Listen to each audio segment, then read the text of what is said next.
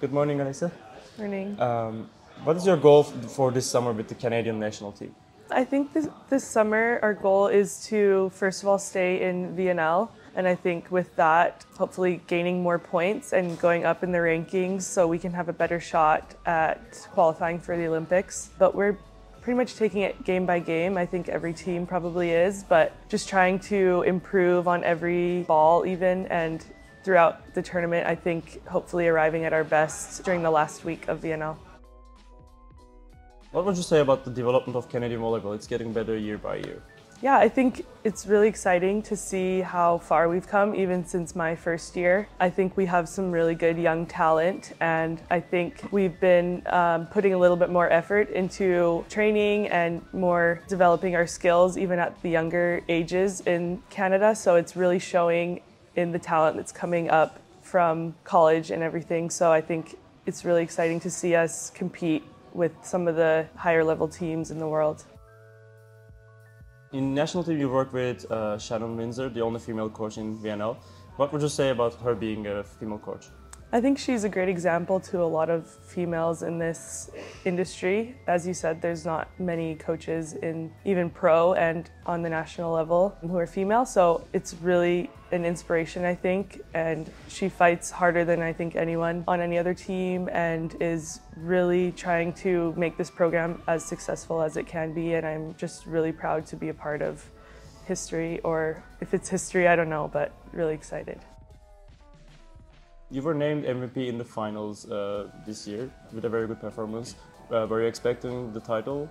I had a lot of confidence in my team, and I was really excited that I could come in and help. I was telling myself for 2 months I hadn't been getting a lot of playing time, but every day in practice and after every game I just was telling myself to stay ready, just to be able to help my team if they needed to score or anything, just a little bit of energy on the court or anything it needed to be. I was telling myself over and over again and maybe driving myself crazy, but I guess in the end it worked out, and I was prepared for when I came in, and I was really excited that I could help my team. As you know, Daniele Santarelli is now the head coach of Turkish national team. We'd love to hear from you because you worked with him before. What would you like to tell us about him? I think Danny's a great human, first of all, and an amazing coach. I think he hears his players and he really tries to understand each player and their strengths and tries to play to that. He makes great practices. I was always excited to go to practice. It was never boring, really high level, and I think he'll be successful with Turkey. I'd like to ask you also about Isabelle Haak. She has a huge fan base in Turkey, as you already know. What can you say about Haak's personality and her gameplay?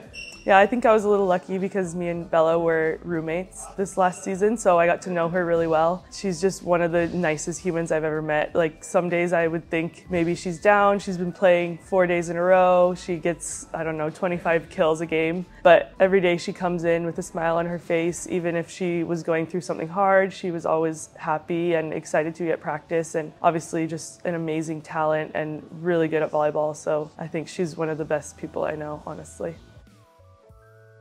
And now I'd like to talk about some good news and exciting news for us, for Turkish fans. We'll see you in our country with the Eczacıbaşı jersey. What happened during the transfer process? How did you make this decision to play for Eczacıbaşı to play in Turkey? Well, I've been playing in Italy for 6 seasons, and I mean, I'm not getting old, but I'm nearing oldness, so I was excited to try something new. I've never played in Turkey, I've only visited, and every time I've been here it's been an amazing experience, so I thought it was a great opportunity for me to come and play on a really high-level team and a team that's been successful for years and years, so I was really excited at this opportunity. Did you have a chance to talk to Ferhat Akbaş personally yet? Yeah, I talked to him before I signed, and he just told me some of the goals for the team and for me, and I felt confident and excited to be with them. In your new team, you'll be playing in the same position together with the Turkish star Hande Baladın, Irina Voronkova and Martina Chenyanska. What would you like to say about them? Are you excited for the competition in the team, for the jersey? Yeah, I'm really excited. This past season, I also had really hard competition in practice, and it only made me better at passing, blocking, attacking. I think it's only pushes players to be better, and I love the challenge, and I know they're all super successful in their own national teams and pro teams, so I'm excited to hopefully work into the starting lineup and hopefully also making good friends on the team, and yeah, some healthy competition is always nice. For you, what is the must-have skill for a spiker? I think the ability to get your feet to the ball and swing hard on any ball you're given. It's never going to be perfect from the setter or high balls or anything. So I think for me, I try to help out my teammates as much as I can with the balls that I'm getting and just try and switch up my shots. If it's cross or line or tipping, anything I think is harder to read, I try and do that. Last question for this part. Eczacıbaşı fans have been waiting for a trophy for a while now. Do you think you can bring them hope? Do you think you have what it takes to bring them the hope? I hope so. I mean, I've been doing this a long time. Maybe I haven't been on the top level teams, but I am a hard worker and I'm really excited and I'm still very passionate about the game. So I hope we can do big things. What is the last song that you listened to? The last? Yeah. Can I check? Sure, of course. Let's see. Right now it is What It Is by Amber Mark. What is your biggest fear? I don't know, being trapped in something. And when you're in doubt, you can always say spiders. I don't like spiders. Yeah, spiders and snakes probably. Is there a celebrity that people think that you look alike? I don't think so. No one ever tells me. Is there a TV series that you don't understand why people like it or that you find cringe? I don't think so. I don't know. Because yesterday we heard from Annie, she said Game of Thrones, she has never seen it. Oh, I tried to watch Game of Thrones and I couldn't understand, I couldn't follow, so maybe the same for me. What is the biggest dream you have for your career? I would obviously love to win like a Champions League, but for our national team I would really love to go to the Olympics, and I think it's been a long time and I hope we can do it. If you had the chance to go back in time, which match would you like to play again? Either to reverse the result or to relive the joy of winning?